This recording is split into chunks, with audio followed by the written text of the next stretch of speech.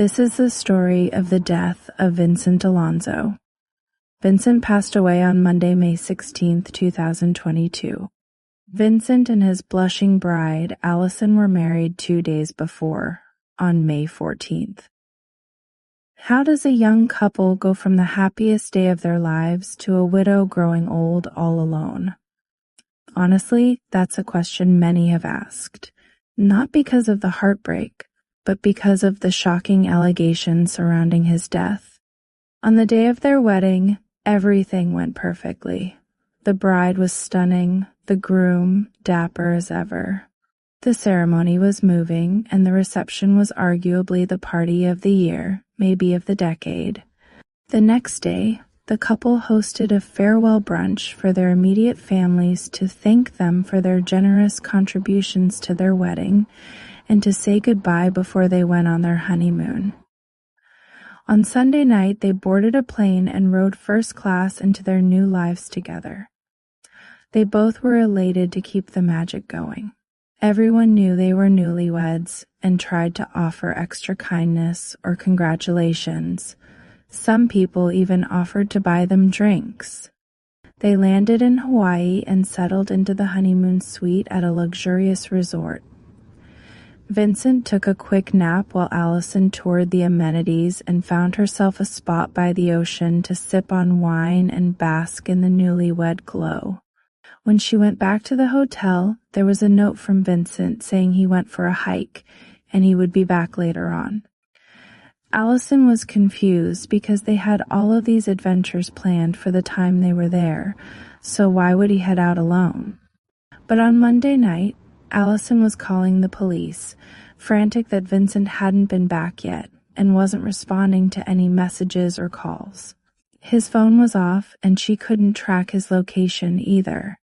The police quickly showed up to the hotel, concerned that Vincent may have gotten lost at night and was walking somewhere he shouldn't have been.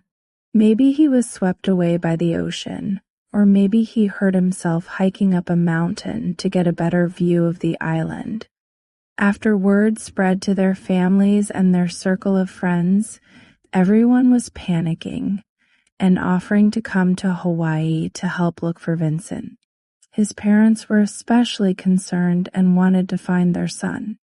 Allison tried to convince everyone that everything was under control, and she fully believed the police would find her husband. By Wednesday, the third search party was sent out, but there was no luck in finding him.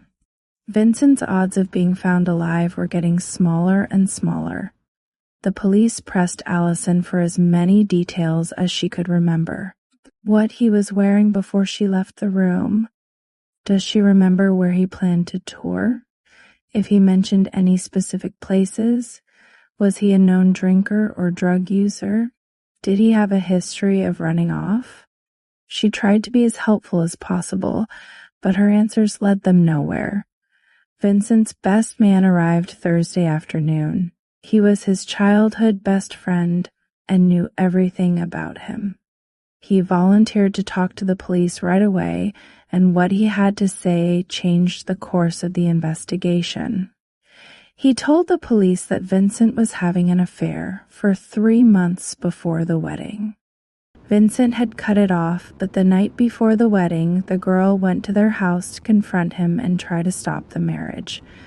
Allison had heard the whole thing through the front door camera. The morning of the wedding, she was sobbing in her dressing room. The best man came in to give her a gift from the groom to celebrate their wedding day. He tried to ask her what was wrong, and from her vague answers, he had put together that she had found out about the affair. She didn't flat out say it, and he didn't ask her directly. But the day went on as it was planned to, and the best man thought everything was fine when Allison walked down the aisle. He told the police everything, and they realized Allison's story wasn't adding up. Vincent's note wasn't in his handwriting. No one in the resort could remember seeing her walk around by herself that day. Her hiking shoes were unpacked and dirty, but she said Vincent took the hike alone. Nothing was making sense anymore, and they started questioning Allison even more intensely. Her explanations were falling apart and she couldn't keep stringing them together. The police deduced that Allison and Vincent had gone on a hike together later in the afternoon. The debris they collected from the bottom of her hiking boots had traces of volcanic ash. Had they hiked to the nearby volcano? Did she push him into a fiery, painful death? She returned, but he didn't. His remains were never found. Vincent's death from burning alive in the volcano seemed very likely at this point. These questions would never be answered because Allison still tried to say she had nothing to do with her new husband's disappearance. The police thought otherwise, and she was charged with his murder.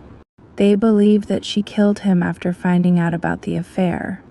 She went through with the wedding, so Vincent didn't see anything coming, but she knew their marriage wouldn't have a happy ending.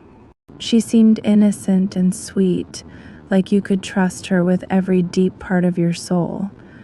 But she wasn't innocent. She was devious and vengeful and deadly.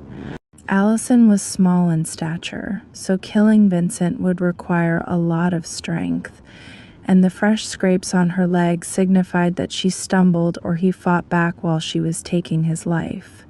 She put on a show, the grieving young widow. But with every tear, the police added details of what they think happened at the crime scene. They drowned her in questions of the falsified details. Why didn't Vincent's handwriting match? If she bought new hiking boots for their honeymoon and hadn't worn them yet, why were they already showing signs of wear and had volcanic debris on the bottom?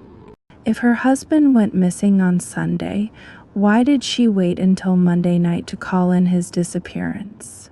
Why did she try to hide everything? She wasn't listed on his life insurance policy.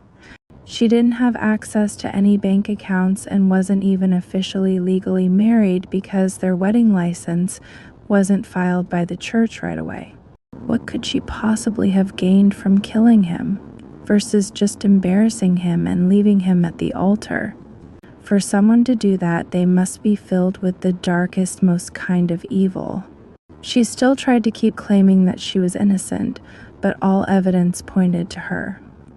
Her lawyers are trying to lessen her sentence under the grounds that no body was found, so technically, Vincent could still be alive and had just run away. Their honeymoon phase was short-lived, but their marriage would be long remembered.